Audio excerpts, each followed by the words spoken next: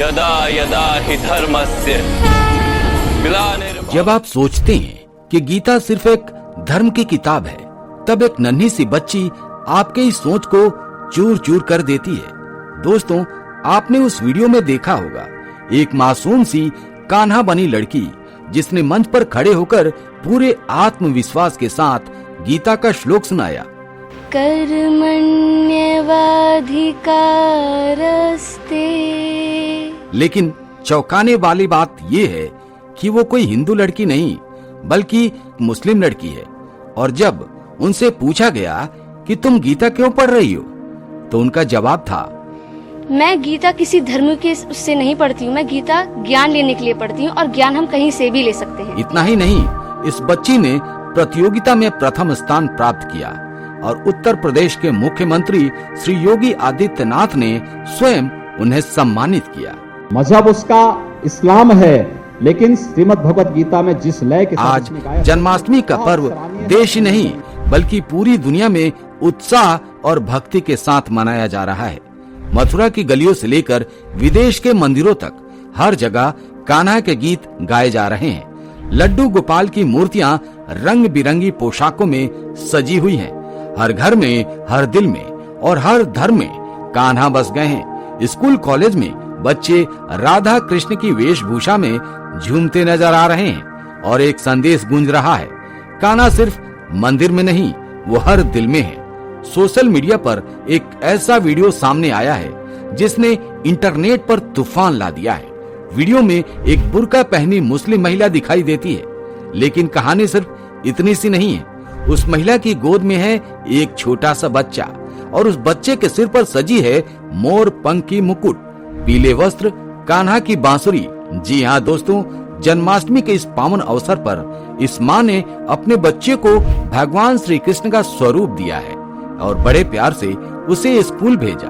सोच कर देखिए दोस्तों, एक और हाथ में बांसुरी, माथे पर तिलक और सिर पर मोर पंख और दूसरी ओर माँ की आंखों में गर्व और स्नेह की चमक। ये सिर्फ एक बच्चे का स्वरूप नहीं बल्कि एक संदेश है कि भक्ति किसी धर्म, जाति या पंथ की सीमाओं में कैद नहीं है। जिस तरह कान्हा की बांसुरी की धुन सबको एक कर देती है, वैसे ही यह नजारा हमें याद दिलाता है कि प्रेम और संस्कृति की कोई दीवार नहीं होती।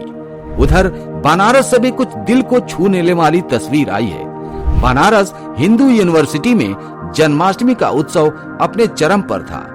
महिला महाविद्यालय की छात्राओं ने ऐसी संजीव झांकी सजाई जिसे देखकर लगा जैसे समय वहीं ठहर गया है। झांकी में कृष्ण का जन्म वो क्षण था जिसमें माता देवकी और वासुदेव की आंखों में मिश्रित खुशी और पीड़ा थी।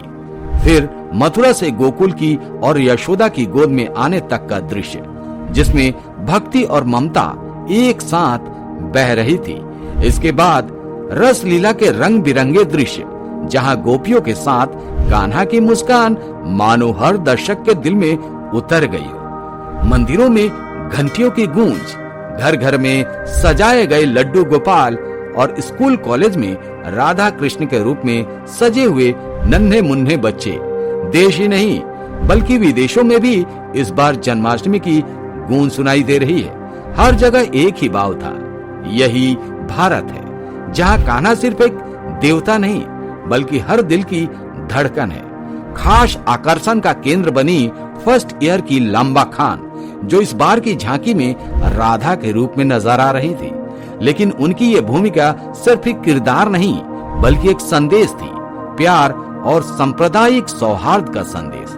लंबा खान, जो मुगल सराय की रहने वाली हैं, एक मुस्लिम छात्रा हैं, वो बताती हैं कि जब मुझे राधा बनने का प्रस्ताव मिला तो सबसे पहले मेरे मन में यही आया कि मेरे मुस्लिम होने की वजह से शायद कुछ लोग विरोध कर सकते हैं, लेकिन फिर मैंने सोचा दिलों में प्यार जगाने का इससे अच्छा मौका और क्या हो सकता है। उन्होंने न सिर्फ राधा का किरदार निभाया बल्कि पूरे मन और दिल से उस प्रेम, उस भक्ति को मंच पर उतारा। उनके पिता ने भी गर्व से कहा, लंबा खान मुस्लिम है लेकिन आज वो दिल से राधा रानी बनी है। ये इस बात का सबूत है दोस्तों कि नफरत से नहीं, प्यार से ही दिलों को जीता जाता है। इस वर्ष भू महिला महाविद्यालय में छात्राओं ने 100 से अधिक भव्य झांकियां सजाई थी। हर झांकी में एक संदेश दिया। जन्माष्टमी केवल एक त्योहार नहीं बल्कि अच्छाई के द्वारा बुराई पर विजय का प्रतीक है। हर साल की तरह इस बार भी भू महिला महाविद्यालय में कृष्ण और राधा की रास लीला को जीवंत रूप में सजाया गया। झांकियों की तैयारी महीनों पहले शुरू हो चुकी थी, क्योंकि यहाँ की हर झांकी सिर्फ सजावट नहीं बल्कि भक्ति, मेहनत और कला का अद्भुत संगम होती है। कुलपति ने गर्व से कहा, इन मनोरम झांकियों को देखकर लगता है मानो हम मथुरा पहुंच गए हैं। हमारी छात्राओं ने दिल और जान लगाकर ये दृश्य रचे हैं। दोस्तों, यही है भारत की खूबसूरती। हमारे देश में ऐसी कई जगहें हैं जहां धर्म की सीमाएं मिटाकर लोग मिलकर त्योहार मनाते हैं। यहाँ खुशी को अहमियत दी जाती है, धर्म के नाम पर दूरियां नहीं होती। इसी का एक मिसाल है राजधानी जयपुर से 200 किलोमीटर दूर झुंझुनू जिले के चिड़ावा कस्बे में स्थित नरहड़ दरगाह शरीफ। हजरत हबीब सरकार बार की इस दरगाह पर मुस्लिम समुदाय के लोग भी जन्माष्टमी धूमधाम से मनाते हैं। एक दरगाह में कान्हा का जन्मदिन, बड़ा आश्चर्य होता है ना? ये वो दृश्य है जो दिखाता है कि प्यार और आपसी भाईचारा हर धर्म से बड़ा होता है। यहाँ हिंदू और मुस्लिम दोनों मिलकर सजावट करते हैं, झांकियां सजती है, भजन गूंजते हैं और हर चेहरा सिर्फ एक ही रंग में रंगा होता है, खुशी के रंग में। दोस्तों, सोचिए एक ऐसी जगह जहां एक ही छत के नीचे मंदिर की घंटियां और दरगाह की कव्वालियां साथ साथ गूंजती हैं। जी हाँ, मैं बात कर रहा हूँ नरहड़ दरगाह शरीफ की, जो राजस्थान के झुंझुनू जिले के चिड़ावा कस्बे में स्थित है। यहाँ भगवान कृष्ण के जन्मदिन जन्माष्टमी के मौके पर 3 दिनों का भव्य उत्सव आयोजित किया जाता है। कव्वाली होता है, नृत्य होता है, नाटक होता है और एक ऐसा मेला लगता है जिसमें हिंदू, मुस्लिम, सिख तीनों समुदाय कंधे से कंधा मिलाकर शामिल होते हैं। गांव के एक बुजुर्ग ने हमें बताया कि ये त्योहार कोई नई बात नहीं है, बल्कि पीढ़ियों से ये मनाया जा रहा है। इसका असली मकसद है हिंदू मुस्लिम भाईचारे को जिंदा रखना। और सच कहें तो ये नजारा देखकर दिल गदगद हो जाता है। मंदिर में पूजा अर्चना करने के बाद लोग दरगाह में माथा टेकते हैं, यानी यहाँ दिलों की दूरी नहीं बल्कि दिलों की डोर मजबूत होती है। विदेश में जन्माष्टमी की रौनक, लेकिन ये सिर्फ भारत की कहानी नहीं।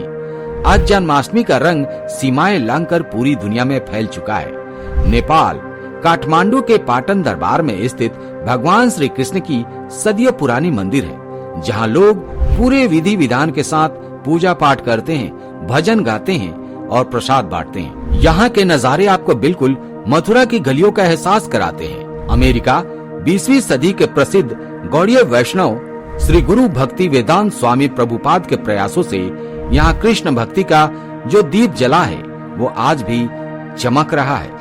रंग बिरंगे कपड़ों में यूरोपियन और एशियाई भक्त मिलकर मध्य रात्रि में जन्मोत्सव मनाते हैं। मंदिरों में भजन कीर्तन और दूध से बने विशेष प्रसाद का वितरण होता है।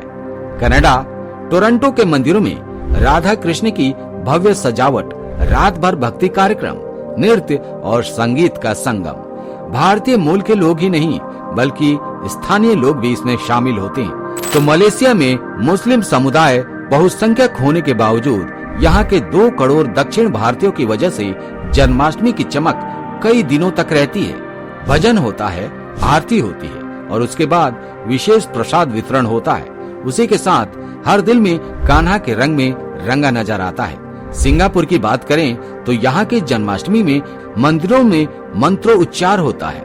आरती और जयकारों के साथ हाथी घोड़ा पाल की जय कन्हैया लाल की गूंज सुनाई देती है। साथ ही तरह तरह की प्रतियोगिताएं इस पर्व को और भी रंगीन बना देती है। तो दोस्तों, जन्माष्टमी सिर्फ एक धार्मिक पर्व नहीं है, यह है एकता का प्रतीक जो हमें याद दिलाता है कि धर्म का असली मतलब है प्यार, सम्मान और साथ में खुशी बांटना। अगर आप भी मानते हैं कि कान्हा का संदेश सबका साथ सबका सुख आज भी उतना ही जरूरी है तो कमेंट में लिखिए जय श्री कृष्णा।